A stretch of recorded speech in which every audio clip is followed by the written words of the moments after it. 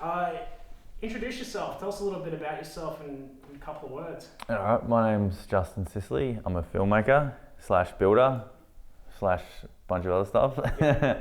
um, yeah, I'm 39 years old and originally from the country Victoria, and yeah, went to school in the country and then went to uni in the city and never come back. How old were you when you decided to become a filmmaker?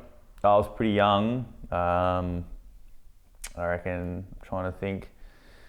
I remember having the conversation with mum, who told me it was pie in the sky stuff, because my parents weren't artistic at all.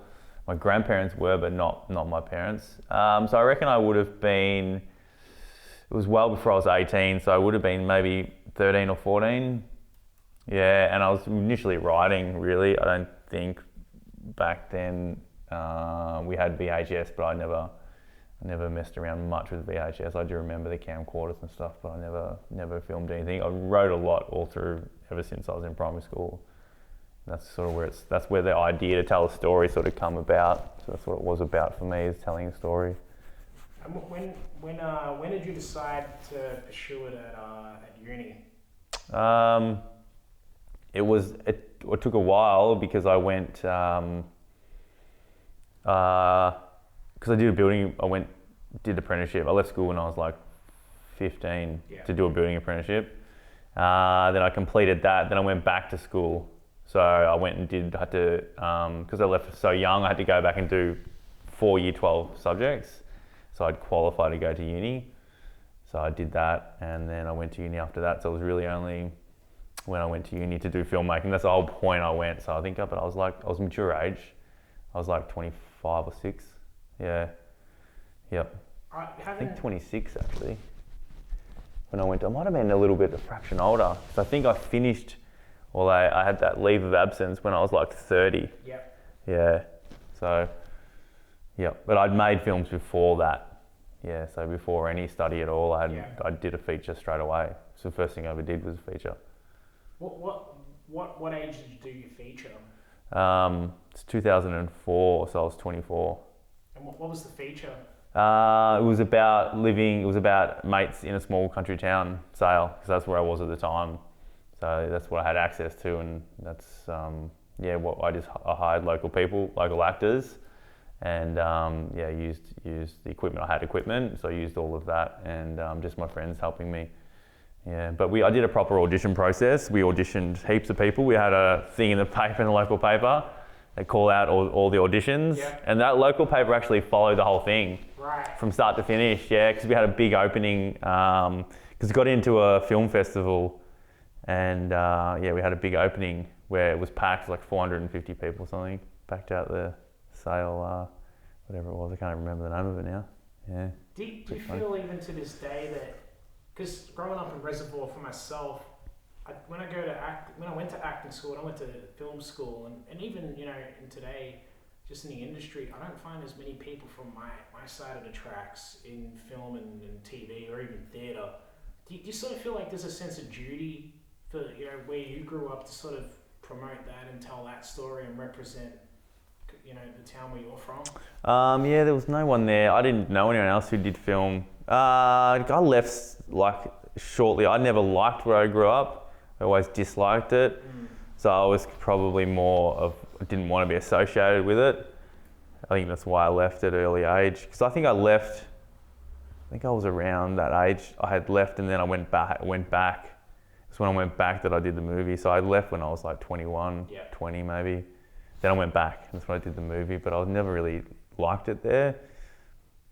I don't know, it was just a small country town. Everyone knew. It's not that small. It's like population's 14,000 or something. Hasn't changed, I don't think, even now. But yeah, so I didn't really want to represent Sale. I wanted to represent somewhere else, I think. Yeah, I never ever called myself a filmmaker out of Sale or out of that. I was always out of Melbourne, especially when later on down the track with Virgins and stuff, it was never really mentioned. Yeah. Just to take it back to your teenage years, I know for myself, when I was 18, I was doing digital marketing, just doing content writing. I figured it'd pay the bills better than McDonald's. and I found myself not having an existential crisis, but there's a real dread about the future at that age. And you're just fresh out of school and you're starting to figure out, well, what the hell is it that I'm going to do for the rest of my life? Why did you decide to get into building at that young age? Like, what was the decision there? And did you sort of, how did you keep the dream alive when you were studying your apprenticeship? Well, I actually thought I would be a famous filmmaker. I thought I would make money. At that age, I thought I was going to make money from filmmaking. I thought once you did a uni degree, that would sort of be it. Oh, actually, I think even before then, I thought that I would make money from film. So building, I think I only did the building thing because I didn't know any better. I was from a country town, a small country town, and the trades were really one of the only options because it was that's I guess the main source of industry. But yeah, I always thought I was gonna make money from. I didn't know anything about it. I didn't know anything about it, about how to even get into the industry. I didn't even think there was an industry. But I thought that if you made something, because back then you'd think you're talking the days of when Tarantino first come out, and you're talking Kevin Smith, Rodriguez. So you're talking about those guys who made one thing, got into Sundance, and then it started their careers. It's not the same anymore. It wasn't the same. That was really only a very short window until it changed, really. But that was all, because media wasn't what it is today. It was difficult to sort of, only, like normal, they still only promote the exceptional, so you don't really hear about everyone else who fails. But I guess I was pretty, I don't know, narcissistic, I guess, or egotistical. I thought that I was, awesome. And I really I wasn't. But it takes years, I think, for some people to work that out. Yeah. When did you work it out? I guess after Virgins, when I didn't make any money, didn't make enough money, it was more like, because it was more like, well, what do you do now? Just to talk about Virgins Wanted as well, could you just describe that project in a nutshell for people who have never heard of it before? Yeah, so when I went to uni, I think I was, like I said, I was a bit older. I was like 28, I think, 29, I can't remember. But my first year, I wasn't never going to go to uni because I'd already made films, so I didn't think it was, I didn't think there was any point to it. But I think I just wanted to go to Melbourne and to sort of start living there and all that sort of stuff. So I went to uni, and then my first year, that was a film that, because throughout the film school, the program was you had to, write something, blah, blah, blah, and that Virgins was what I did. I think I did one small film and I helped on a few other short films, but Virgins was what I started writing about and started talking to the people at school about. Yeah. That was my first year, so I'd written sort of treatments for it and thought about how to sell it and all that sort of stuff. In the second year, I started filming it, and then it sort of blew up in the media and all that sort of stuff, because we held auditions for 20,000 for virgins to come forward who were willing to auction their virginity, and we did basically a guerrilla marketing campaign. So we had heaps of street posters and banners and all that sort of stuff with the intention to get into the media, because it was a film about a guy and a girl selling their virginity. That was the premise of it. And it was to compare the gender comparisons between the male and the female, and what it was like for each person, and what's it worth as a commodity, and then how does it affect the people, which was the biggest thing for me. Is like, let's take two unknown people, throw them into a situation like selling their virginity, and watch how they change, watch how they come out the other end. It was about transformation, changing their lives. Essentially, it was about that. For the better or worse. I don't think at the time that wouldn't have bothered me if it was good or bad for them. Because they signed up for it. I was always honest. I said, I don't know what's going to happen to you guys, and we don't know that sort of stuff. We had psychologists. They went and saw psychologists and all that sort of stuff. So I was aware that I didn't want to cause any damage. But so that's what the film was about. It took, 5 years to make, not including post. If I could ask, where did you get the initial kernel of the idea? How did that come about? I don't know. I was just thinking about stuff. What could I do? What was that what is something that could transform people? You know, what is something that a human would go through and then be different out the other side? Because originally I wanted to do it on suicide. I wanted to call it Suicides Wanted, but it was obviously unethical. Yeah. I did a lot of research on that. That was kind of like, that was the idea essentially. But then I was like, it's too much. Yeah. You know, it's like, how would you get to that point if they were going to say kill themselves? Then how do you not stop them from doing that? You know what I mean? So, and it was it's such a touchy subject for people who have lost people to suicide and or all that sort of stuff. It was too much. So then the next thing was like virgins. So I'm selling your virginity, having sex for the first time. That would definitely do it. And it's something that everybody goes through at some point all over the world. It has such a universal feel to it, universal audience, and obviously a universal distribution method for it as well. Like it would be interesting to any culture, no matter where you're from, especially in the West, when you can turn anything into money, really. Eastern cultures it's probably be more frowned upon than what it would be here, and here you can kind of do it. So that was the suicide thing was the first idea, and then it was sort of what can I do that's not that detrimental to somebody's health. Which university were you at? Swinburne. Swinburne. Yeah. So you're 28 at Swinburne, working on this. You're in a class probably with 18, 19-year-olds. Yeah, mostly. I was one of the oldest. There were older people than me at that time, but I was definitely, they were young and pretty dumb. What kind of, I know film, for me, I came into the game pretty late. I started acting when I was 23, and then started filmmaking at 25, 26. So 4 years later, here I am. There's always this, constant thing for people who are young adults or teenagers. Again, going back to what am I going to do the rest of my life? Did you find it was an advantage being, older than everyone else in class, or most people in that class, studying? Yeah. Did you find it was an advantage with maturity? Yeah, probably. I think that most of the kids, although I was still a kid, I think not a lot of them knew what they really wanted to do. I think filmmaking is like an arts degree. That's sort of like, I will try it out because I like it sort of thing, not because I could see a career in it. Yeah, maybe as an alternative. There are a lot of talented people though, like a lot of skill. You see a few people dropped out. I think it was competitive as well. I found it competitive, like everyone wanted to be better than the next person. I guess because you had to if you wanted to get a job. So, but there was I remember thinking, geez, there's a lot of talented people here. And there's obviously a lot of crap as well, but there was, that's obviously subjective, but there was definitely a lot of skill there. Especially with operating, like cinematographers, and especially a lot of the digital stuff. A lot of the digital guys who were doing animation were really, really good. Yeah, but I don't know. I think everybody, it's different, isn't it? It depends on. Yeah, because I'd like to know how many of those people I went to film school with I never ever heard anything about anyone. Yeah, anyone I went to film school with, but you don't hear that much about anyone who does go to film school unless it's a very rare. I remember seeing one of the dudes I went at the Jam Factory. So he worked there. You could see that he had the Hoyts thing on. Yeah. He was in my ear.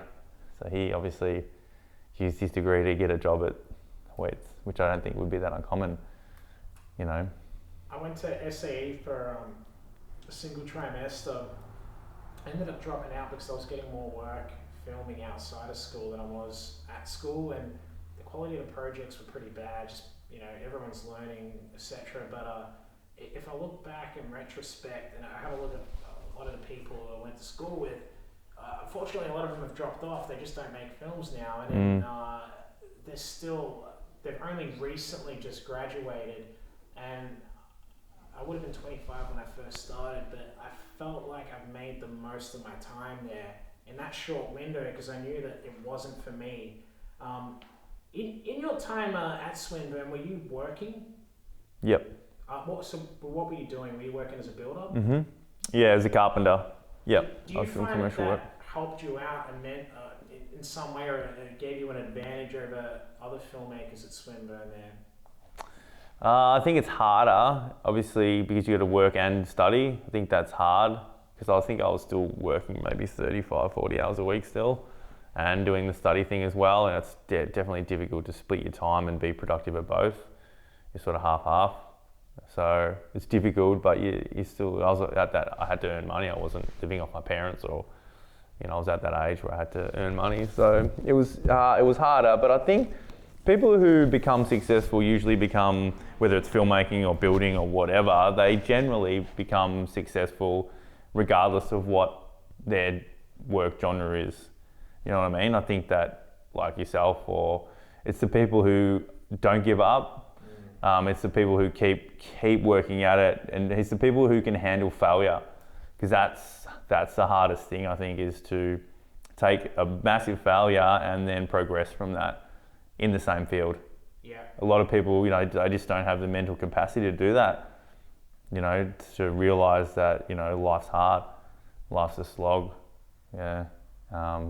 So if you can if your upbringing, if you get taught that when you're a young age, the quicker you learn that, the better you'll be. The quicker you learn that you're not special and that anything you want, you're going to have to work for, generally speaking. There's obviously exceptions to all rules. But generally speaking, yeah, the quicker you learn that, the better you'll be. The better you'll handle life. And the good things that happen, take it, as a gift and take it for granted. I think that's, pretty important as well, because a lot of the time, life is really about navigating problems. It's just what kind of problems you want to have. I think for a lot of filmmakers, they may go into a film project with a sense of naivety and the realities of what can happen and cause failure. Well, what would you say are the bigger problems that constantly come up as a documentarian in terms of things that go wrong, things that can have a sense of failure, and how you overcome those? Well, it depends what you want to call a failure or what you want to call a success. Like if you just want to make a film with no, you don't distribute it, you just want to show it to your friends or whatever you want to do with it, I guess you got to sort of set your bar or what you want to do with it. I think just not making it, just not finishing it's probably a bit of a failure. I think that's, because it's hard to do that. It's hard to even do that. So, because it takes so much work. Now, it's a lot easier now. You can sort of set up yourself, especially documentary. Fiction, it'd be a lot harder if you want to, have something that's of a good quality. You can't really, difficult to do that by yourself. It's probably not impossible, but difficult. Yeah. Documentaries, why I did documentary as well, because I like that element, but it was something that you could do with with a small crew, skeleton crew, you know what I mean? It's possible, much easier and much more affordable. Yeah. With your crew for Versions Wanted, how did you meet the crew? Where did you source them? Who did you have on board for the main collaborators on that? It was really, I was only ever really a two-man crew. Yeah. So I just had a camera operator and myself. I'd usually do audio. I had a few operators over the period, a few. I had one guy, his name was Simeon Bryan. He was a good cinematographer when I first got to Sydney. So I was just about going on the websites and finding people, who were looking for work. That's how I got most people. He was good. He stayed around for, I don't know, maybe 6 months, because obviously the pay was really low, but he was good. And then he put me on this other guy who was much younger. So he had 2 kids and stuff. Yeah.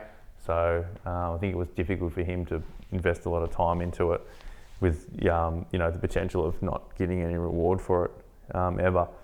So the young guy, Boris, his name was, he helped me for most of it. When I didn't shoot, I shot a little bit, but I'm not great on the camera. So it's so hard to do everything. Audio is so hard, especially if you've got a moving talent. So he helped me for the rest of it. So I guess I only had a couple, and I had people in Brazil who shot stuff as well. But then when we went to Bali, that was all me. But you can definitely tell. So yeah, it was really a small crew. Yeah, tiny. Yeah. How did you identify that you only needed 2 people, and why were you confident that that was all it would take? Well, I think that was the only choice that I had. I couldn't afford anyone else. Like, it was just like it was just about.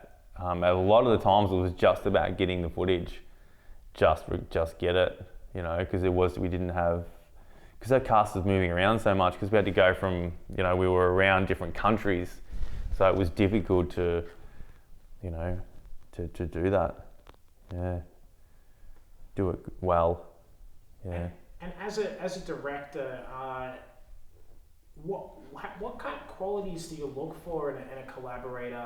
I know I had the pleasure of working as a cinematographer for a camera operator for the latest documentary that you're currently working on. And I like to consider myself to be very hardworking, switched on. I'm very passionate about what I do.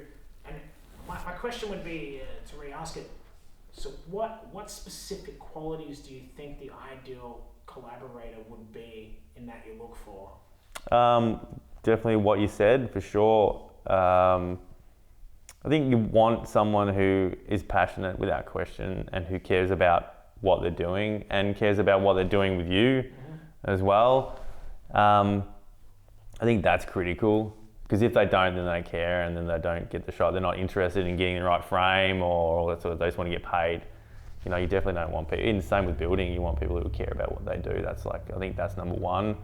Obviously, you want someone you can stand, who doesn't, talk all the time and try and tell you what to do and all that sort of stuff. Because I think that's probably the second biggest thing. Because if you want to make your film, then go make your film. Do you know what I mean? So I think you got to respect the other person's vision and do what you're basically there to do. Because I think, whoever's directing it reserves the right to listen to other people, and should obviously listen to suggestions, because you can't see everything, don't know everything, but also reserves the right to say no without being questioned. So I think that's important to understand that. I think that those two things are really, those two things are definitely really important. And obviously someone who's reliable, obviously you need that. That'd probably be the third thing, because you can't organise a bunch of stuff, as you know, and then have your camera operator go, no, I can't make it, or be an hour late or something like that. You know what I mean? So I think that's pretty important. But again, that sort of comes under that caring banner, because we don't care enough to get there on time, or to care about that sort of thing. And I reckon be good at what they do. I think that's critical as well. That's probably right up there, actually. That's across the board with anything that I do. You want to work with people who are as good as you, if not better. Yeah. That's critical, because that's what's going to lift the bar. Yeah, I think that's the same with anything, building, whatever you want to do. If you ever want to get better, you need to work with people who are better than you, but if you can. Yeah. So that's probably what I'd look for, someone who knows more than me. Yeah, because then they're just going to make you look better. You know what I mean? Yeah. And that's what you want. The moment you know more about electrical wiring than your Sparky, then you're in trouble. Yeah, exactly. Yeah, and then so that's part of that skill level, and then obviously being good, if you're a camera operator, being good at framing and all that sort of stuff. Because that is a talent for sure. Like, some people are great at framing and understand technology and can do it quickly. And understand the concept of what you're trying to do. So if you're doing a run and gun documentary, they're not setting up shots every 5 minutes. You know what I mean? That sort of stuff. Yeah, but again, that's probably more the directional thing. But yeah, that sort of stuff for sure. There's a fair bit there, I reckon, that you want to look for, without question. Interestingly, because you did work in a 2-man crew, that obviously meant that you were producing this as well. Yep. What kind of skills did you need to bring to the table as a producer? Not so much as a director, but as a producer, that you think most documentary makers or filmmakers who have an idea need to be aware of? I think being organised and being able to network really quickly and well. So I did all the press stuff. I think that was hard, and it wasn't so much brand. I wish I had branded better, but it kind of wasn't it was a thing, but I can't. You just can't do it all anyway. But Yeah, producing I think is one of the harder things. It's so, you're so behind the scenes, but you're still there from start to finish. Yeah. You know what I mean? It's probably one of the skills that are not recognised enough either. But a good producer will get you whatever you want. And that's what you would want. It's a really hard job. It's a high pressure job. You're dealing with all the money and stuff. It's difficult. Yeah, probably one of the harder jobs. What do you think the advantages of having a good producer can? Actually, let me rephrase that. What do you think the unseen advantages or the advantages of having a good producer that most filmmakers might take for granted or not be aware of? The unseen, well, like things that might not be so apparent at face value. Oh, okay. Yeah. Well, it's funny because most people, I think, most artists, they just want to make the art. They don't think about the business side of it. So I think that's where your producer comes in, because I don't think you can think like that if you're whatever you are, if you're a director or whatever. It's great to make stuff, but if you don't make money or you don't have any success from the stuff that you make, it's very difficult to keep making stuff. Unless you just want to be a hobbyist, that's fine, whatever. Just do it because you like it, which you would hope everybody who made films was like that. But if you want to make a career out of it, I think it's a different thing. I think that you have to think about the business. You have to think about your audience, how you're going to market it, how you're going to sell it. You want to think about all that before you even start making a film. You know what I mean? And the producer's there to help you with that, I think, to help you, tell you that, to start looking at those avenues, maybe to, set up a Facebook page before you start, to cast it off Facebook. Yeah. That's what a producer would do. So all of a sudden you've already got an online presence, and then people can follow you from start to finish. All that sort of stuff now is so important, and it's so accessible to everybody. Nowadays there's never been a better time to market a film. Yeah. You just have to find that niche, find that audience. It's difficult if you don't already have it, or you don't have a potential audience. You know what I mean? Yeah. One thing that I always found interesting was that I remember reading about Virgin's Wanted on a news website. I think it might have been the Daily Mail. It was international. And this was well before I even got into acting. I might have been 21, 22 at that time. I remember reading this and I thought, it's an interesting concept. And then it's sort of, the media kept tabs on it as it happened. And I found like that to be probably, even still to this day, one of the better publicity campaigns that a documentary has had in terms of leveraging that, especially from an independent filmmaker.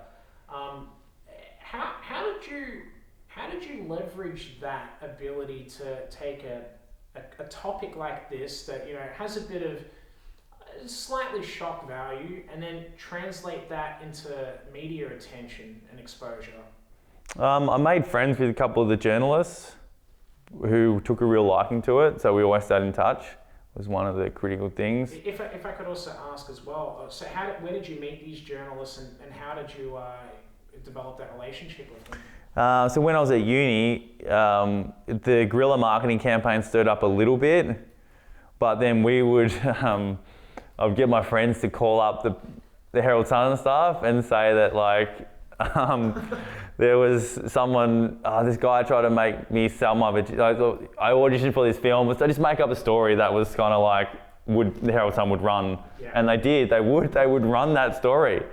Do you know what I mean? So it was kind of that, because it was contentious and it was, it did have that shock value. People were like, oh my God, that chick selling her virginity. It was never the guy, no one cared about the guy, it was always the women. So that's how it started. That's how easy it was. I don't think you could do that today. We're talking, what are we talking?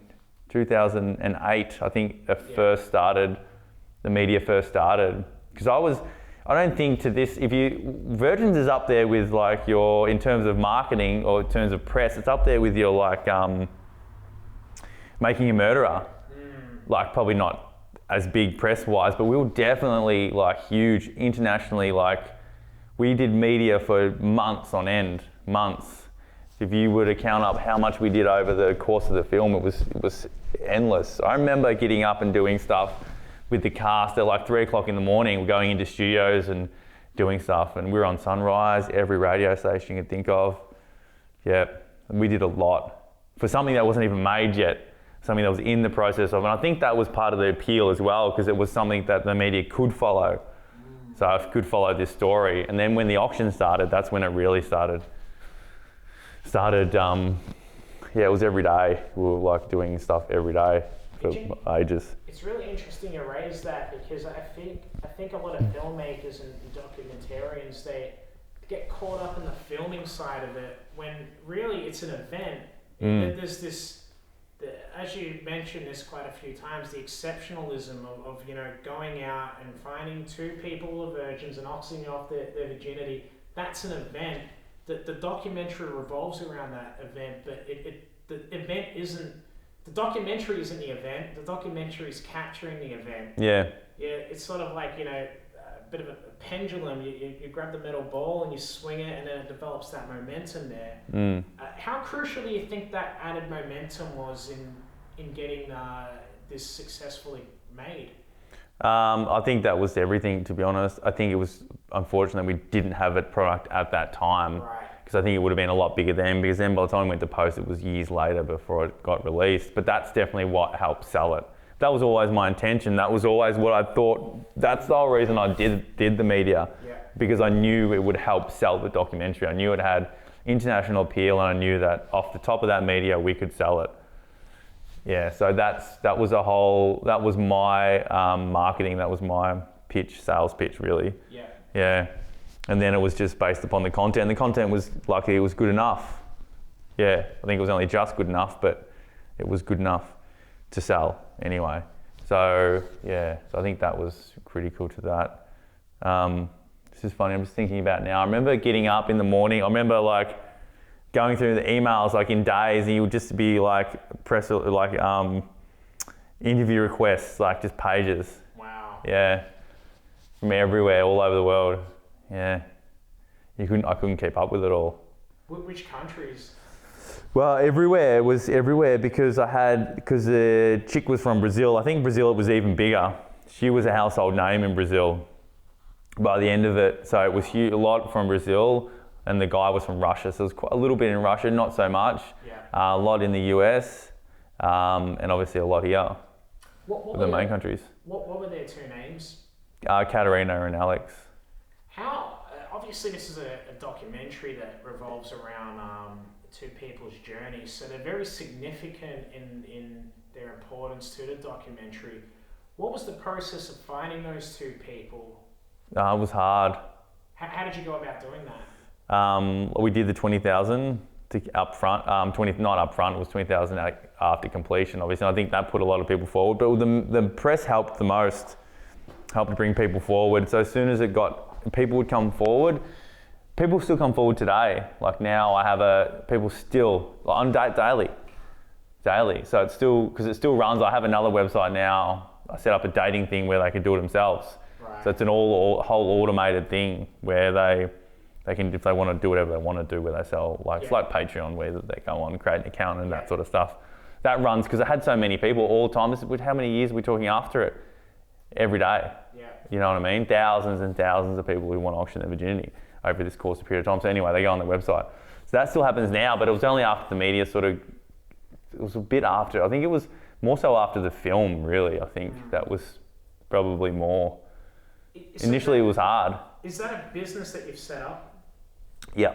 Now, so it's after all these years, that as a business is still profitable because of that documentary. Yeah.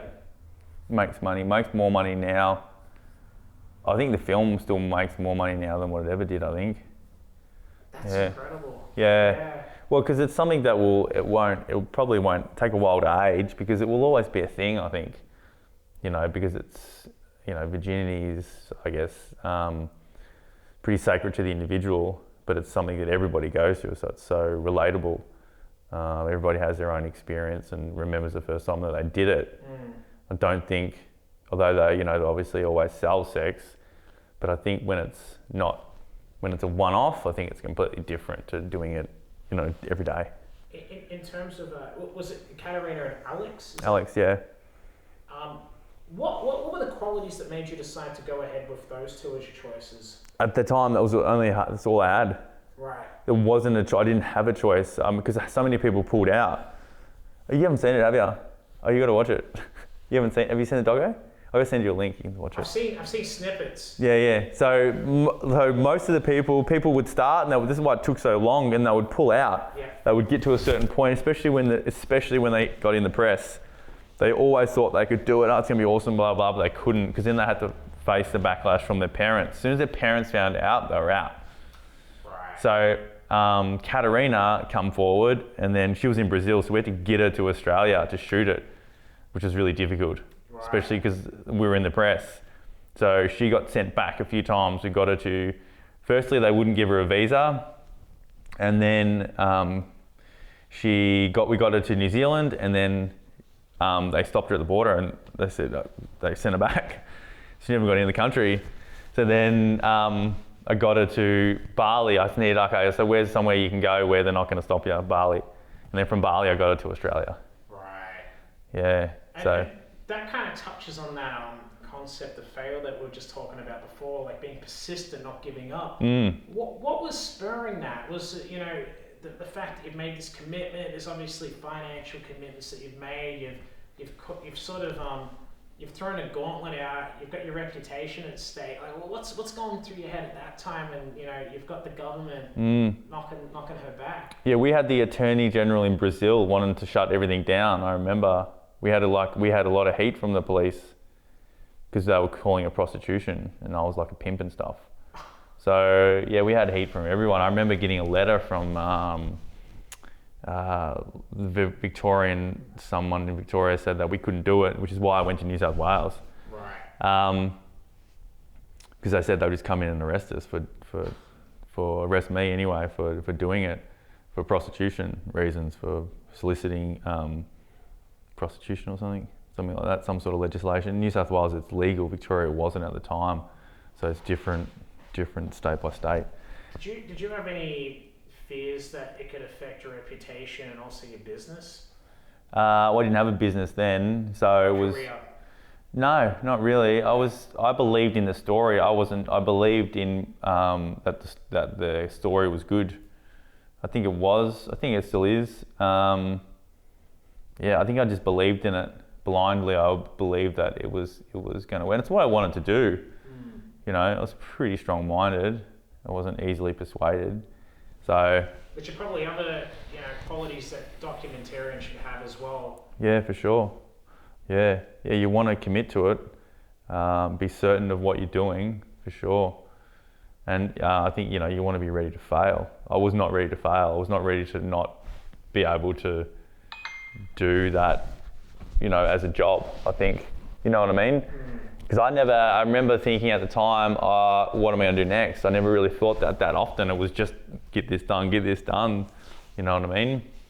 Yeah. It's kind of, I've heard filmmaking described as 10,000 decisions all made in a very small amount of time. Like that's what a piece of the final product is. It's just a culmination of constant decisions and choices that are being made there. Yeah, for sure. Very easily get bogged down in the bigger picture.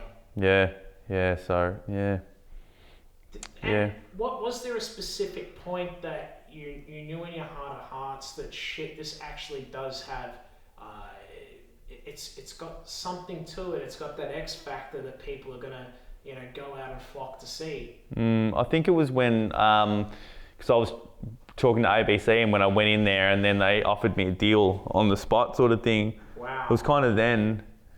It's probably different now. Yeah, but so that was sort of when I was kind of, Yep. And then people who would see it would always, anyone who would see the dailies or anything would always be interested in it. So I thought, and I had put stuff online, and we had like a lot of people watching it and all that sort of stuff. So I was always I think that's a good tester. If you can't create an audience with whatever you're doing, whether it's on TikTok or YouTube or whatever, then you might want to think about readjusting some things. now, I think YouTube was, yeah, it was pretty big then. It wasn't not that long ago. But I think now that's a really good thing to test. You'll dip your finger in the water, dip your toe in the water. Yeah. If people online aren't watching, you know, before you go out and make a feature or before make a television series or whatever you want to do, if you can start a YouTube thing and then see if people like it, you know, I think that's a good way to do it. And if there's interest in it, then obviously you can sort of develop that idea. Yeah. Because always what people want, I think the videos that had the most views wouldn't have been what you would think, wouldn't have been what I would have thought anyway. I think that's probably always, well, I think musicians and whoever, they will have like a single, and you know, generally it's not that single that's the biggest single, but it's the one they think that's, oh, that one's going to be the best, but it's generally not. So it's, you know, some other song on the album. So I think that seems to always be the way. It's not what you think that's going to be the bigger thing. So it's always good to test the waters somewhere like that. TikTok now is a good one because it's so short. Yeah. Yeah. Yeah, I've had a look at TikTok, and it's funny that, you know, you've got, if you think about like documentary as a medium, you think about narrative film as a medium. TikTok's almost a medium of its own. It's not video, although it has video, but it's got an element of video, but it's the whole thing. It's you've got all of this in-humor, you've got all of these, you know, inside jokes that come with that. It's got its own edit suite and edit style. It's a very specific flavour of filmmaking. Yeah, and it's so solo as well. Yeah. Like it's a lot of one person stuff on there. I guess YouTube is as well, but yeah, there's a lot of good content on both of them. Yeah, the content world's changed so much in the last 10 years, I think. Yeah. Yeah. Do you think that the style of medium determines whether you're a documentarian or not? I think it changes for everybody over the course of your career. I think that you start perhaps, you know, experimenting with one thing and then it turns into something else, and then, you know, whether you want to do long form or short form or whatever it is. I think that's the beauty of it too. I think it depends on how much success you have. I think if you know, were in short form or doing a web series or whatever, and you had a lot more success in that than what you did with like a short film or a feature film, I think that's probably the path you would pursue. Yeah. So I think it varies dependent on the amount of success you have, I think, in what sort of medium you go forward with. To tie this into something that I thought was very specific to your documentary, so Versions 1 revolves largely around this event that happens, which is the auctioning of the two virgins' virginities.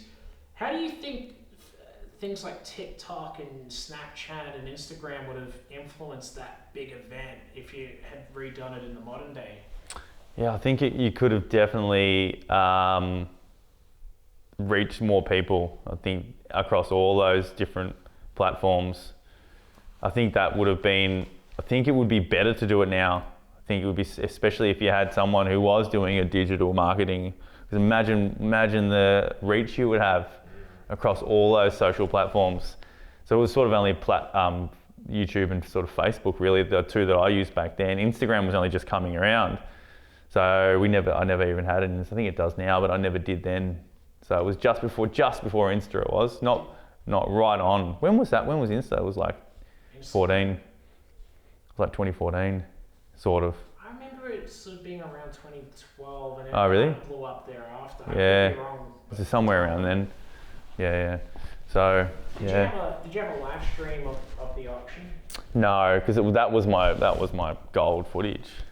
So, how did the auction actually unfold? Like, how did you get international people bidding on that? It's just a website online. So we had a countdown meter running for, I don't know, like the last 10 days. So it was all set up, and then so everyone knew when it was going to be and when the event was, and then, yeah. Did you have people working behind the scenes to help with that? Yeah, I had a web guy who was always on the website doing them. And in terms of everything. The auction, you know, being an online digital, event that's happening, what kind of choice did you make to film that? How did you show that in the documentary? So we just filmed the whole auction. So we had this camera there. Then she was on the. I had iPad, and she was on the iPad, so just hitting refresh all the time. Yeah. And you'd sort of watch it go up, because like eBay, it just goes up at the end really, because everyone's competing like any auction. So that was really, it only come down to like the last hour, really only the last 15 minutes, you know what I mean? Then it started just both of them going up. What were the final prices? Geez, I can't, 780,000 for the chick. And I think it was like $350 for the guy. Yeah. Were you surprised at those figures? No, not really. Because I had an office before online, so I had already people were offering money. So I thought it was maybe it was going to hit $1 million, but for Alex, I didn't think he'd get much. I don't think there's obviously not as valuable as the women's. I think obviously men are more inclined to pay for sex as opposed to women. I think it's probably not that frequent. Yeah. You know what I mean? I find like it's a very interesting thing about the documentary. It's got all of these different strands that run through it. You've got gender issues. You've got the moral outrage about is this prostitution or is this two people just getting rid of their virginities or losing them in a way where they've got agency and rather than say drunkenly losing it at some house party, there's all of these ethical things that are going on, and then you've got the added auctioning of the virginity, and it's got this financial side to it, and to me, when you look at that, it's easy to look back in hindsight, but it's kind of clear that this would be a financially successful documentary because of that. It has that PR factor. It's got obviously the financial side to it as well. Were you surprised that it would do well financially with all of that in mind, or did you sort of have that all baked in from the beginning in the formulation of that idea that it would be like that? Oh, I wasn't sure. I think I just wanted it to be a career thing for me. But I wasn't that concerned about it making money, because at the end, ABC never aired it at the end of the day. They just bought it and paid for it, but they never did anything with it. Really? Nah. So they still own it now, technically. They still own the rights to it now. It makes money online now, because it's all across online, all on iTunes and all those platforms, obviously. Yeah. I think it does all right.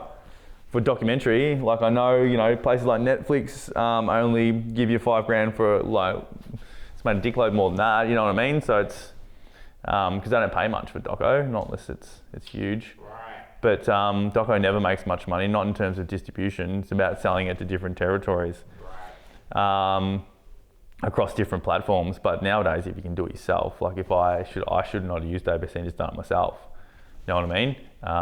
Now you can do that. You can get it on iTunes or Amazon Prime or whatever. And then you get all the revenue. Distributor used to be a good platform to use, but they went bust. Right. I thought about using them too, but I feel sorry for everyone who did, because now obviously they can't get their content off, and all the revenue goes. They never got any money and all that sort of stuff.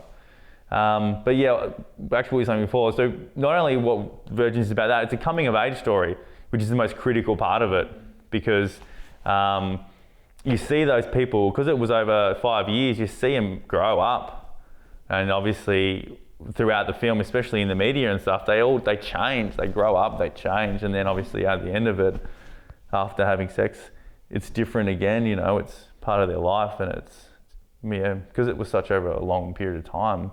You'd see them change, you see them put on weight and lose weight and change as people grow up, which is pretty cool. I like that about the film anyway. So yeah, it was definitely a lot of subtopics in there for sure. Yeah. In terms of the financials, I mean, a lot of documentarians would probably go into creating a documentary and they would only look at, say, the distribution side of it to really build up revenue. If you were to look at all of the different revenue streams for your documentary, what were they specifically? So there was the actual auction itself. Mm-hmm. There was the distribution. Yep. There was the business afterwards. Were there any other different revenue streams there? No, I think that's the main ones. I wish I'd have done that stuff earlier, like diversified quicker. took a long time to do that. Yeah. I think that's a good idea, but yeah, because I didn't own it, I still don't technically own the broadcast rights. ABC do, so I just get the figures every month or every 3 months or 6 months, whatever it is. Yeah. Yeah, so I see how much it sells. But yeah, I think diversifying is like critical. If I'd have done that earlier when we were making it, it would have been a lot better. Yeah. Yeah, in those areas that I have, and probably other areas as well, t-shirts, whatever. You know. What were the pitfalls in Sorry, turn that off. That's okay. I thought What were the pitfalls with Virgin's Wanted in terms of post production and the distribution of it? I think it was just the money, because I got in trouble in post production.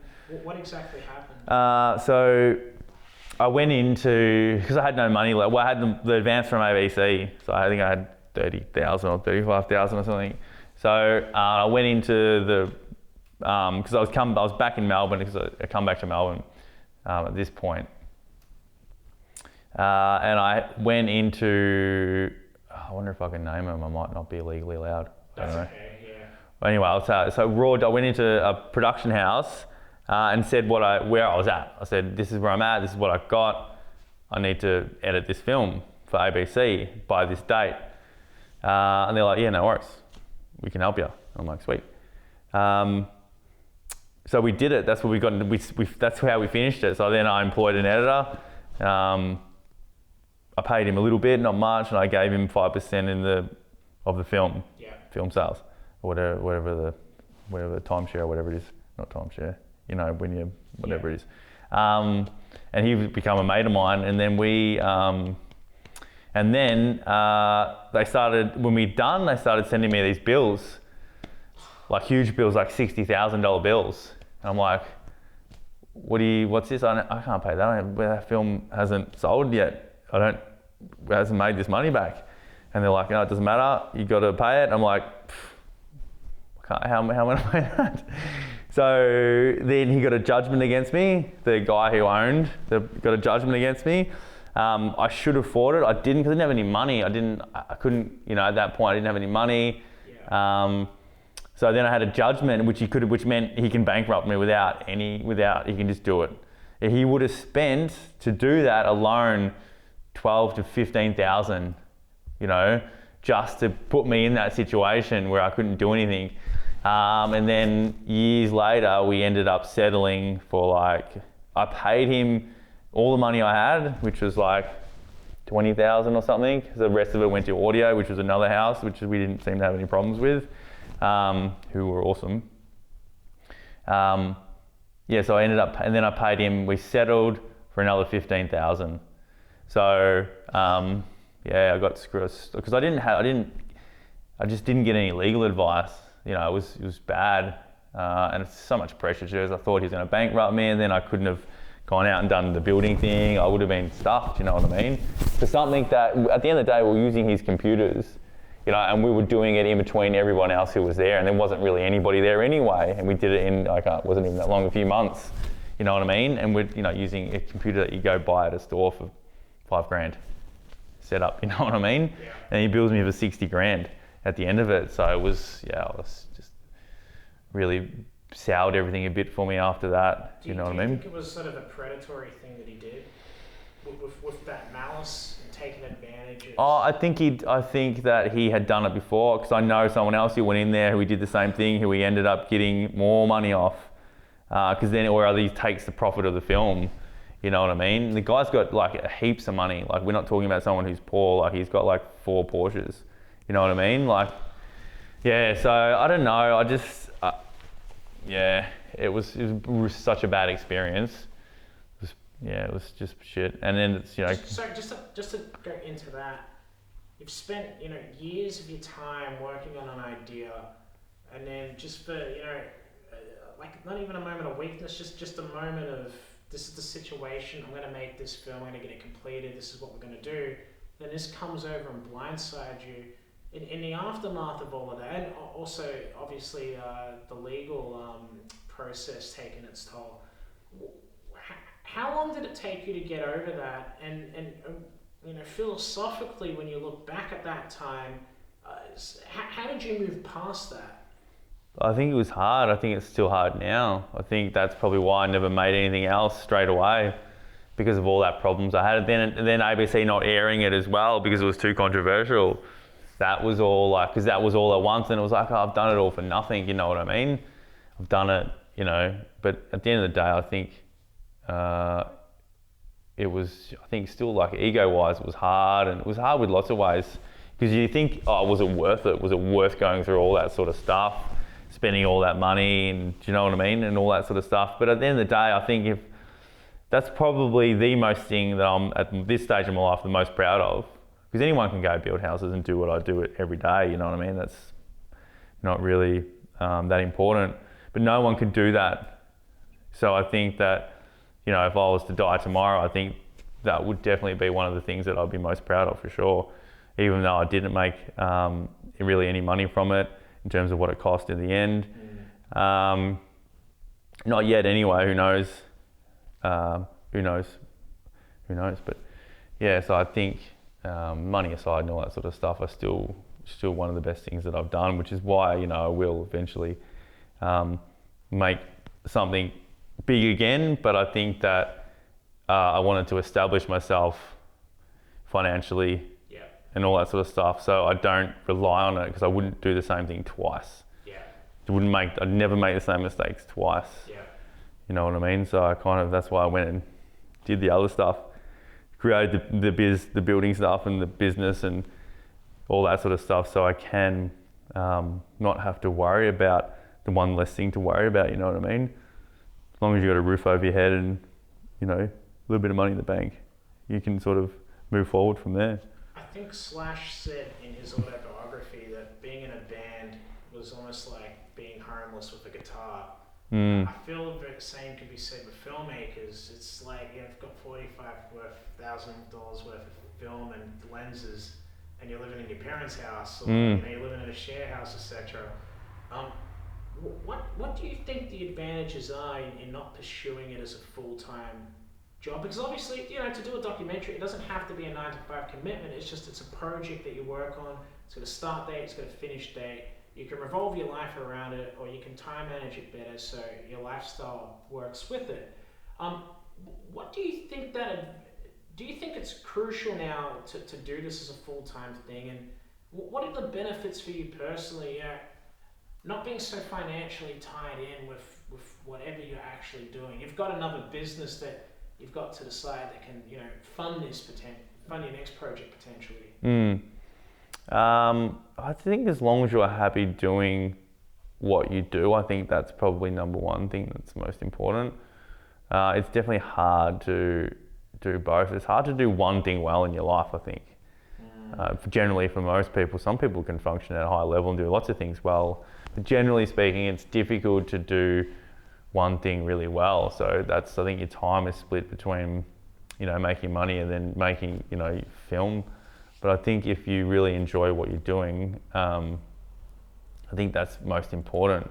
So whether you become successful at filmmaking or you make something that lots of people want to watch, that's great. But I think that, if you're happy doing the small things or whatever you want to do, I think that's probably the most important thing. I remember when I first did my first feature, Sunrise to Sunset, I remember standing in front of the screen when we were doing testing and just thinking, oh, this is what I want to do. This is awesome, you know what I mean? It's something I never sort of forgot. But, that was quite a long time ago now.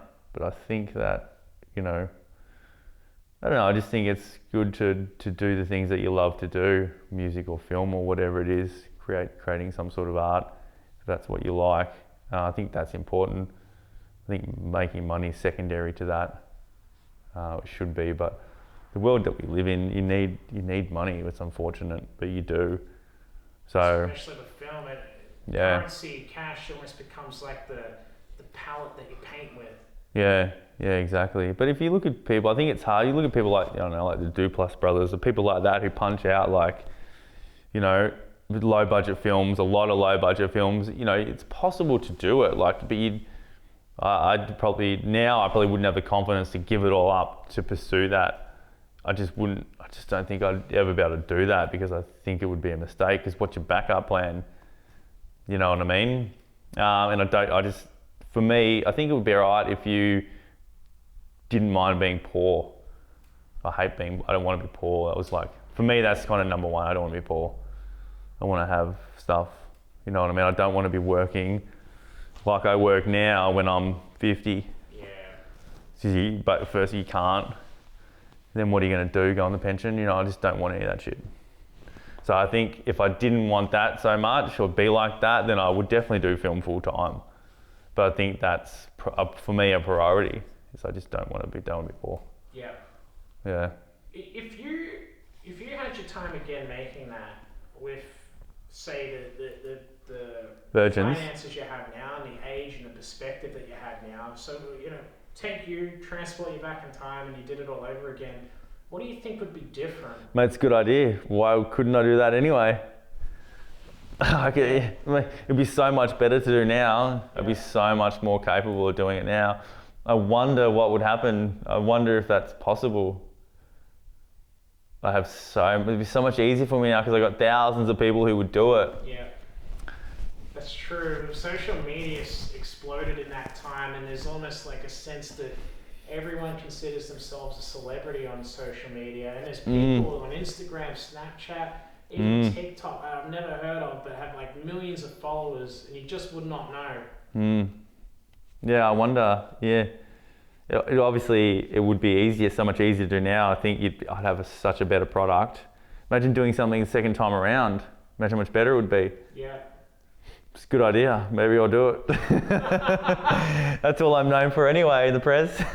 What difference does it make? I think you would grow up and not want to do it, but I think it's a good story. I think, Virgins wanted too. Here we go. You'd be down for that? Live stream, yeah, I'd be down. I think that's how you do it. 100%. That's the way to do it, because that's when you're going to get everyone subscribe, live stream it. Yeah. So you'd shoot it up until the end, till the auction, and then you'd live stream it. Yeah. Oh no, yeah, because then everyone would watch the auction, they'd never watch anymore. I don't know if you think about how you'd sort of release that. Here's a question. What do you think makes a documentarian? If there's one thing that separates a documentarian from any other art there is, or any other type of filmmaking, what do you think that is? What gives someone the right to call themselves a documentarian or a documentary filmmaker? Oh, I don't know. I think you just got to make something.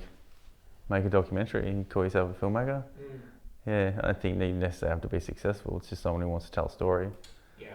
Yeah, I think there's obviously different levels of, where you're at. But I think just make a film, make a documentary if that's what we're going to do. Do you find it's like a part of your identity when, like, if you walk down the street? I consider myself to be an actor filmmaker primarily.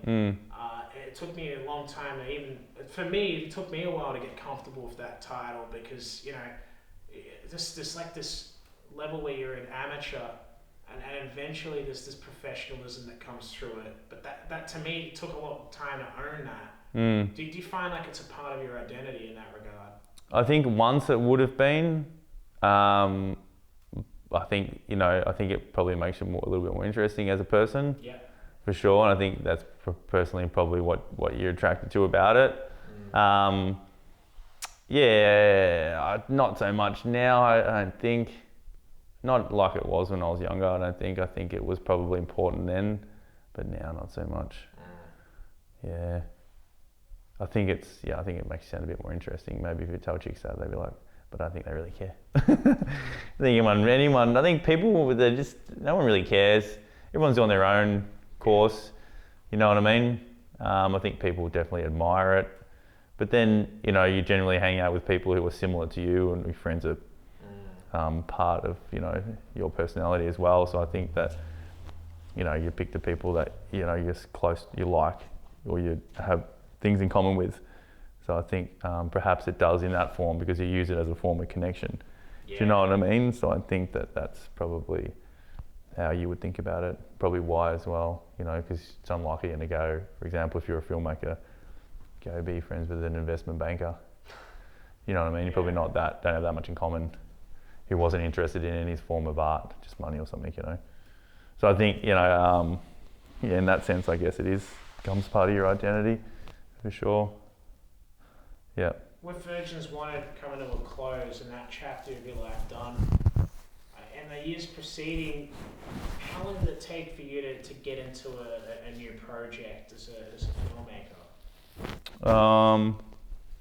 Well, because my focus turned to the making money thing. What year is it now? 20. I think 14, like 5 years. Like last year when we started filming, that was the first thing I had sort of filmed. Right. Yeah.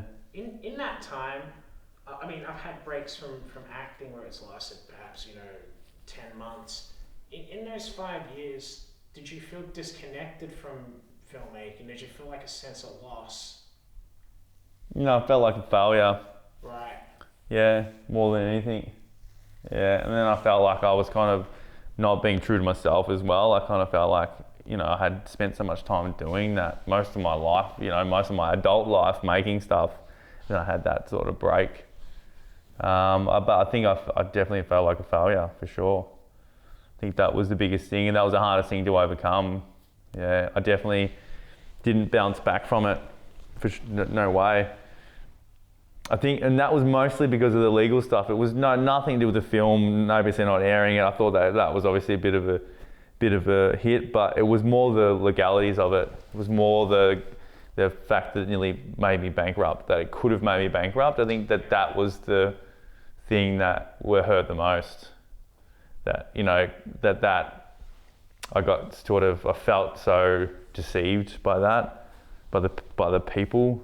Mm-hmm. I think that, because I was honest from day one, and I think that was the hardest thing to overcome. I think, yeah. How did you come to grips with it? Like, how did you move on from that? Or just when we settled, when I had the money to settle as well, when I started to make more money, I think that was the game changer, I reckon. Yeah. So it's kind of like coming to closure with it financially. Yeah, I think so, which was only last year. So, right. Yeah, so, yeah. So this saga's like dragged out for how long? So we finished in 2015, 5 years, 4 years, almost the same time it took to make it.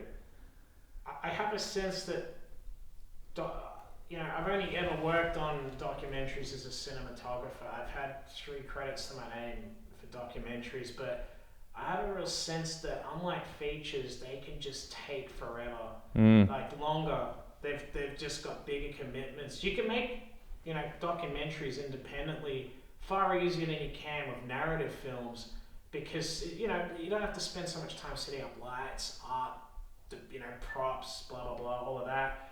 You just got a camera, story, idea, where you go. It takes so much from you to make a documentary. What do you personally feel are like the sacrifices or efforts that you had to make that people wouldn't generally, understand or see? I think just dedicating your life to it, because that's what everything revolved around, making that documentary. Everything, so everything else was put to the side.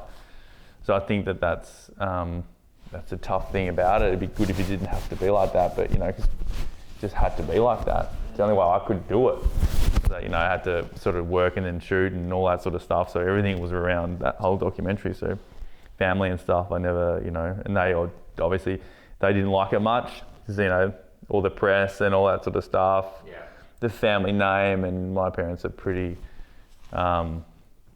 conventional, so they didn't really like it much, and so all that sort of stuff, I felt was all put to the side, and then everything was revolved around finishing that documentary. So I think that was probably the hardest part. Did you feel at any point, amongst the legal process, the legal battle, that you would never make a documentary again or continue making films? Or was it something that you just knew in your heart of hearts that I'm still going to do it anyway? No, I think I would always do it. I think that is generally that fact that my focus shifted to making money. I was always going to go back to it. I think in the back of my mind was always, well, then I'll do it once I'm settled, once I got the stuff that I need. Yeah. Yeah, so hopefully, who knows, hopefully that happens. Because I'd like to do something big again, you know what I mean? Not just because I like to do it. Because you want to keep your skills there, which is like why we're doing that thing and stuff, really. Yeah. Plus, it'd be cool to look at when we're older. But it's still about getting comfortable with the camera and keeping those skills and keeping up to date with equipment and all that sort of stuff. Because otherwise, you forget. So I think it's important to sort of do that stuff as well. But yeah, making something big again, I think. Yeah, but ideas are the hardest though. You got to have a decent idea to. I want to speak on that. I feel, and this has been said for many different mediums, but the hardest thing to develop is your voice, your tone. When you look at a documentarian like Morgan Spurlock, he's a guy who sort of uses himself as a guinea pig, and he's the main character. It's almost like a journal that he creates. And he leverages different brands, and he leverages different little niches or businesses that he bases his documentaries on. What do you, if you could describe your style, what would you say it is, and how did you come to develop that style? I think it's the transformation. Look, I think developing that style, I think for anyone is like, there's generally a common theme to the way you do something. It's like whether the way you tell a story, like a Tarantino, for example. You can definitely tell if you watch a Tarantino, you know it's a Tarantino film. So I think it's definitely about finding what works for you, but a general sort of, this is the way you do it. So for me, it was about, okay, I want to make films that transform people's lives. So I want to make films where people start here and there's something, and they come out the other end and there's something else. So that was, for me, that's what it was. So that was when I thought about doing something, that's what has to happen. Yeah. So that, for me, that was my voice, and that's what I wanted to do as a filmmaker. Ethically, I don't know. I mean, I think if people sign up for it and know the truth from the beginning, I don't think there's any problem there. But I like the idea of that transformation, good or bad, it doesn't matter. It's like life, because for me that was the closest resemblance to life. I mean, you start here, and who knows where you end up. So I think that's what I liked, and that's the sort of filmmaking I want to do. And if I did anything like for Suicides, that was like, again, very similar to what I would make. Do you know what I mean? And anything I did for myself, not like doing the building lifestyle show, I wouldn't say that was, that would be different, but that would be more of a money thing, I think. But for me personally, as my personal writing, directing something, it would be, that's how it would be. Yeah, because that was sort of what ticked my boxes as a filmmaker and as me, as my voice. Yeah. Yeah, I think that if that's that's a way to think about it if you want to develop your own style, because at the end of the day, that's what's going to separate you from everybody else. Yeah. Is your ability to do that. Yeah. And do it, to stand out, whatever it is for you, to stand out like that. Like a Tarantino, although he's fiction. I don't know that, so there's a few like Morgan Spurlock, there's a few documentarians that do it. He's probably, I can't really think of anyone else though. I don't know his name, but the man who did Icarus. Oh yeah. That director. What else has he made though? I couldn't tell you, but his original idea was for Icarus was that he would dope himself using a steroid program from a Russian doctor, and then compete as an amateur cyclist and see how well steroids would improve his performance. But then it became this sort of political documentary, because the doctor that he chose ended up being at the center of this massive probe into systemic doping in the Russian Olympic team. So he pivoted his documentary very well and sort of took a back seat from it all. Yeah.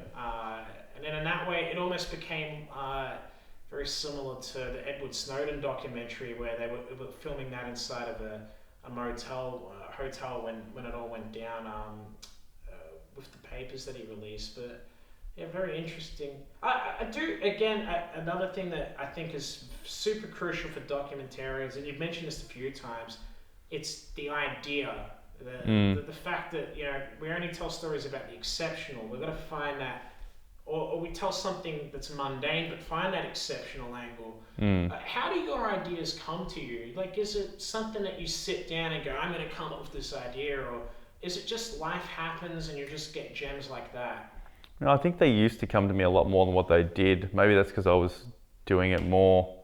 Now they would always, usually in my sleep or something, usually, to be honest. I would dream about it, usually. Right. Yeah, I think that's where I got the best ones. It doesn't happen like it used to, though, I think, which is a bit of a shame. I think probably because it's not my primary focus.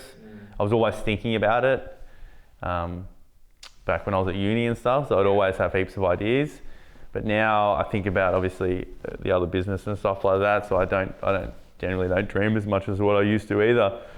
So yeah, I think that's generally how I got most of my ideas. I think it's like that. It's like a free-flowing conscious thing, but I think you have to be subconsciously thinking about it a lot more than what you would normally. Yeah, I think that's like anyone who's a writer and stuff would know what that's like. And you're consistently thinking about what are ideas, or you get a lot more ideas.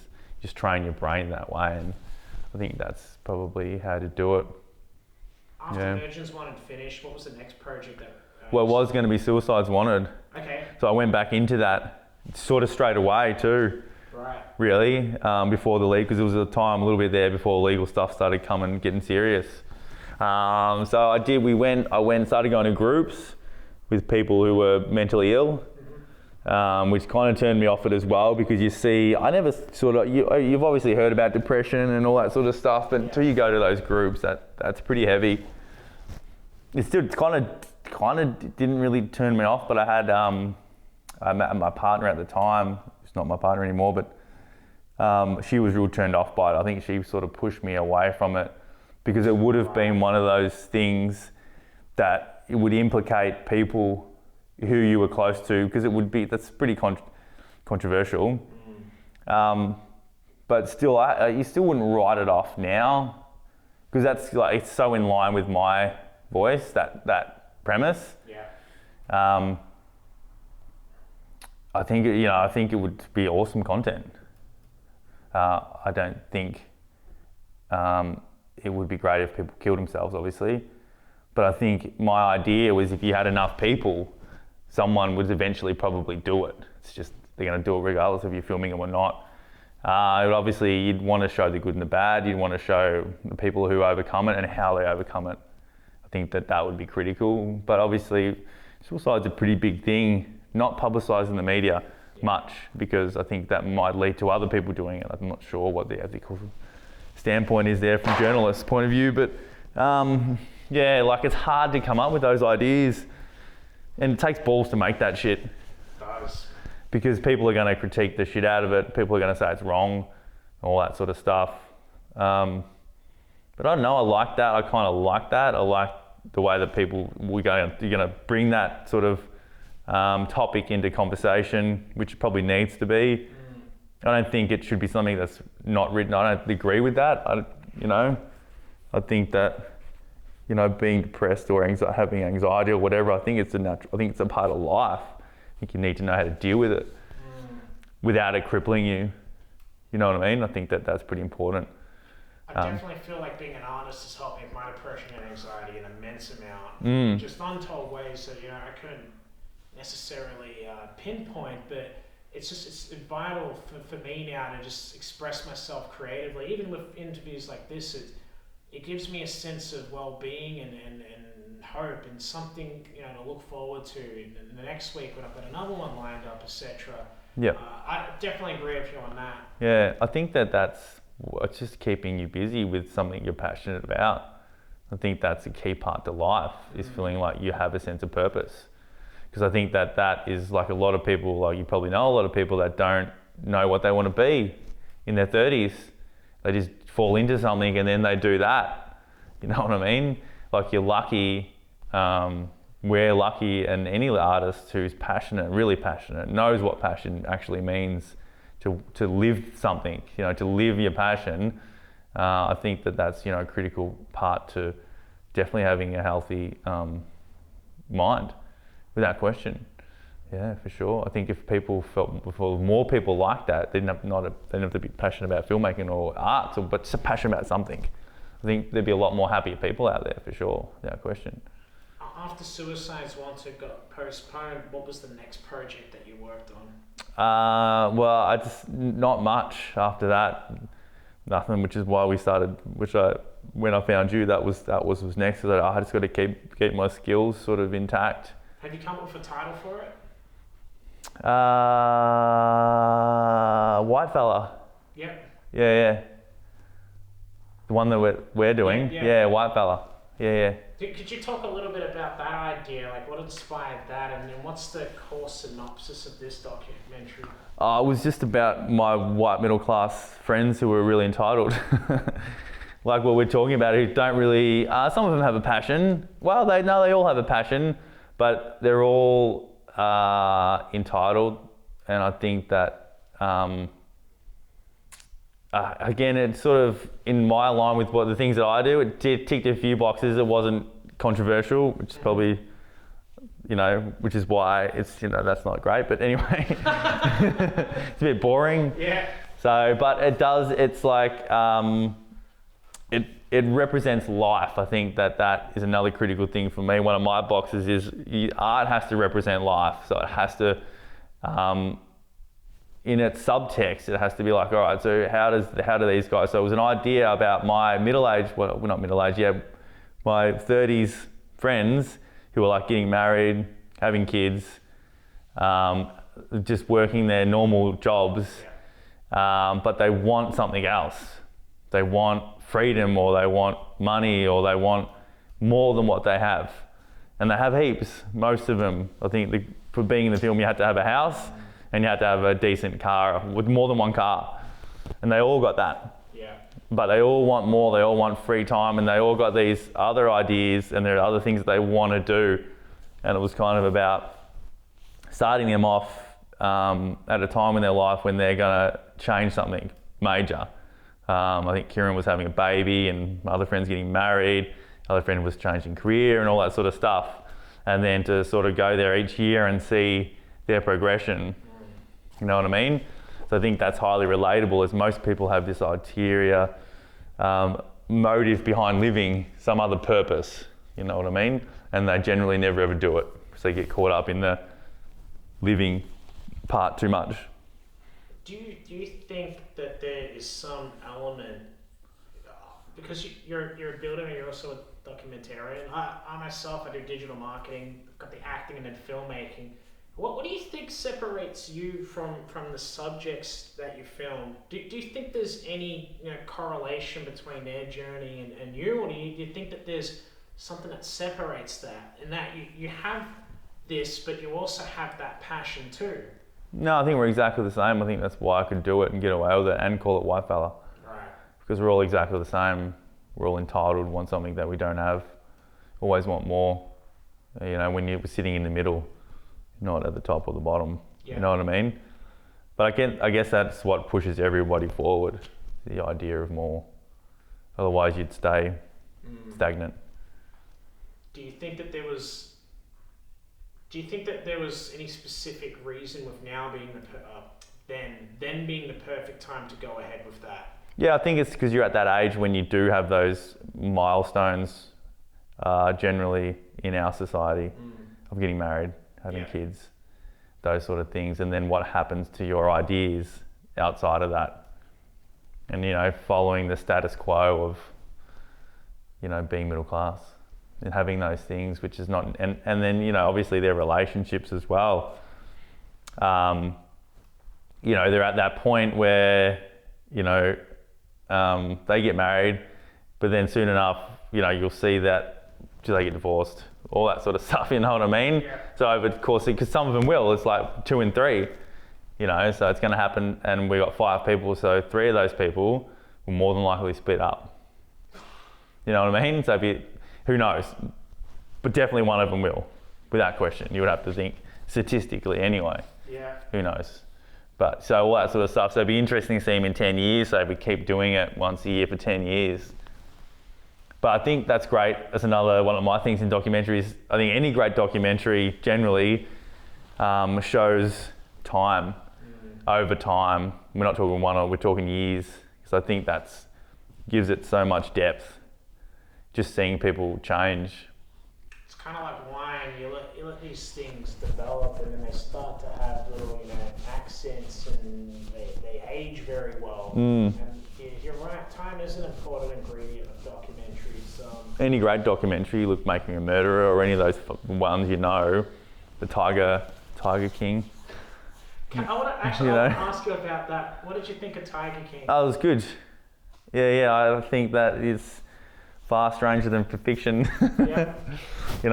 But that's a good story, a great story. Look where they were. It ticks all my boxes, and look where they come out. You know what I mean? You see that transformation's gold. The time factor was crucial because this 100%. is told from looking back at this long ago, and they've got archival footage that's lasted over the years as well. And then it also plays with the sense of memory in that everyone sort of has their own narrative of what happened, and they've got their own version of who's a villain and who's a hero in that. Yeah, exactly. Yeah. But you look at the Jordan one as well. That's great. That's good. That was good. Yeah. It was really good. Imagine if that didn't include that. Imagine if he was at that age when he was playing basketball. It would not be as good. You know what I mean? Because he can't reflect on it. He can't say what it was like. That's what adds that nostalgia. I don't think he would have been as...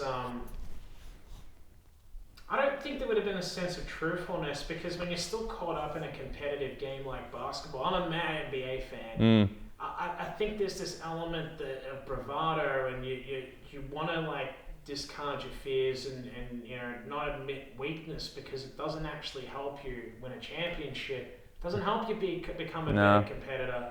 You need that sort of recklessness and egotism to fuel you and to dominate. Jordan back then, I don't even think he would have sat down to be interviewed in that level of intimacy. No. I thought And if he would have held back so much, like you said, he would never have got that inside goss. Not a chance. Yeah, it's only years later that he can talk about it, because what can you do at that point? He could have changed history if he had have bloody gone out and started talking about the GM and all that sort of shit.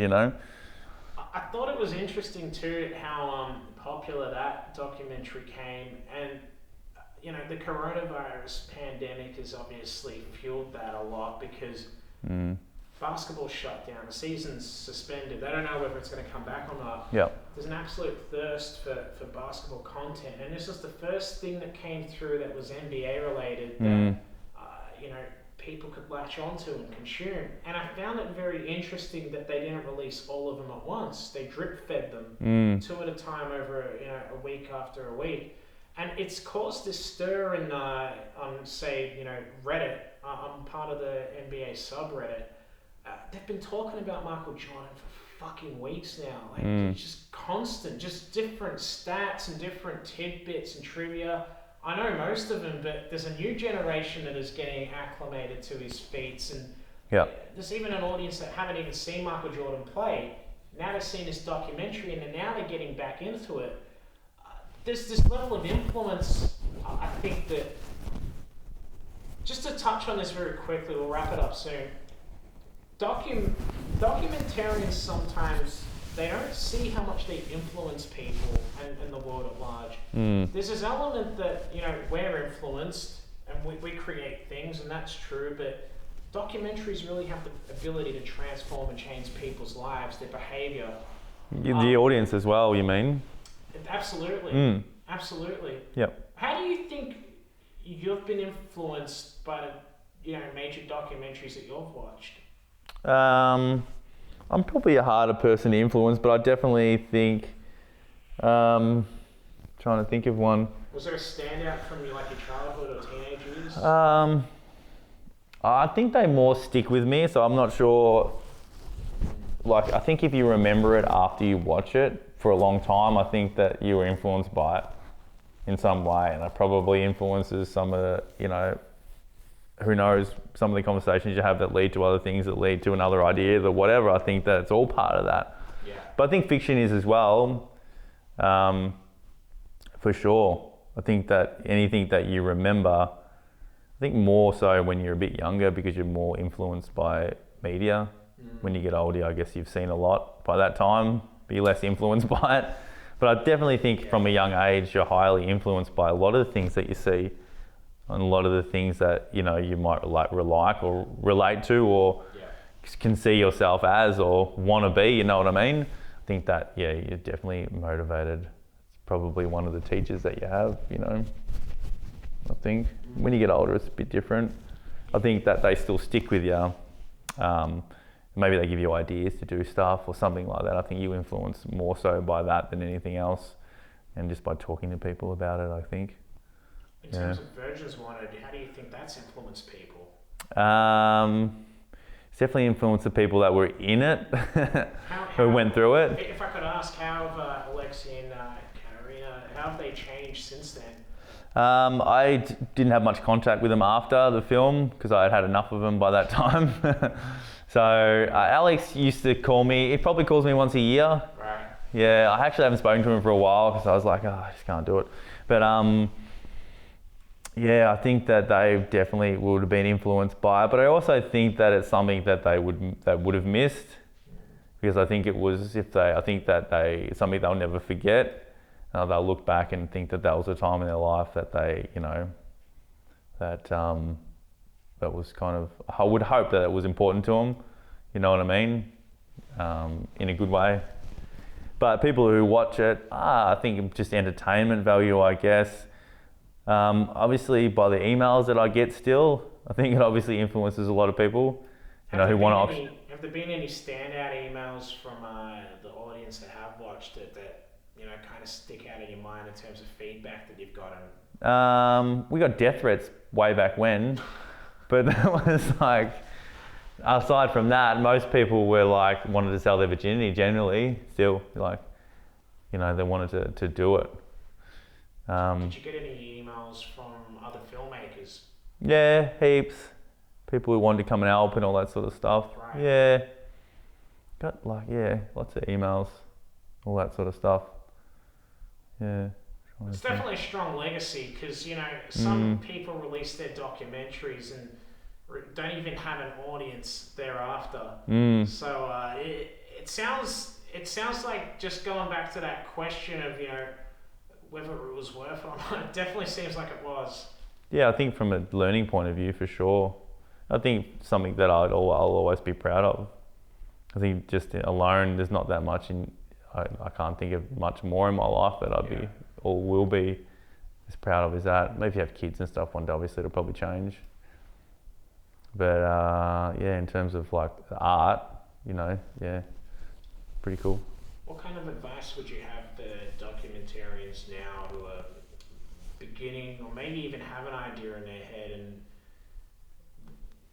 they're starting to wonder, what's the next step? Is this possible? What advice would you have to them? I'd say just make it.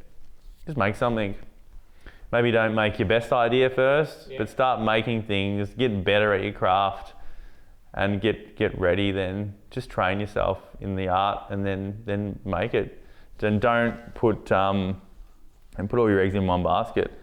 Like, it's not about, if you plan on having a career, it's not about this project. It's about the next one and the next one and the next one. I think that's critical to remember. Yeah. Yeah, for sure.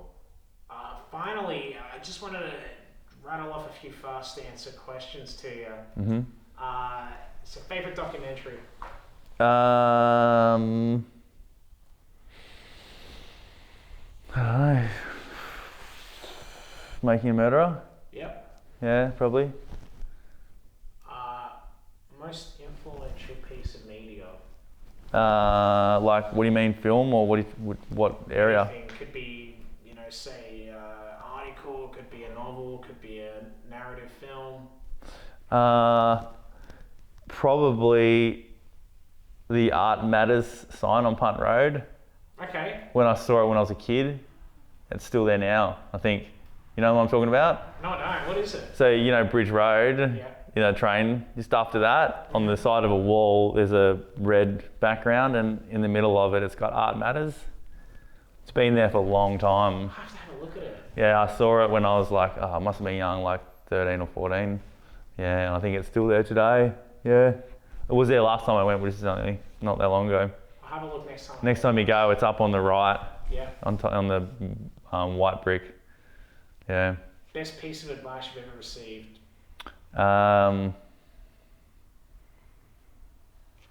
Just keep going. I think. Don't give up, no matter what it is. I think that's it. Yeah. Finally, there was one other question I wanted to ask. What was it? It's what Jay-Z used to say. Hey? It's what Jay-Z used to say. Who? Jay-Z, the rapper. Don't give up. I kind of like dirt off your shoulders. Or, Yeah. That's when he was cool. I forgot my last question. It doesn't matter. Lastly, any shout outs, any plugs, any new things that you want to mention to the audience? Nah, I think that if I do something big again, you'll probably hear about it anyway. Perfect. Yeah. Justin, thank you very much for your time. I really appreciate it. No worries. Anytime.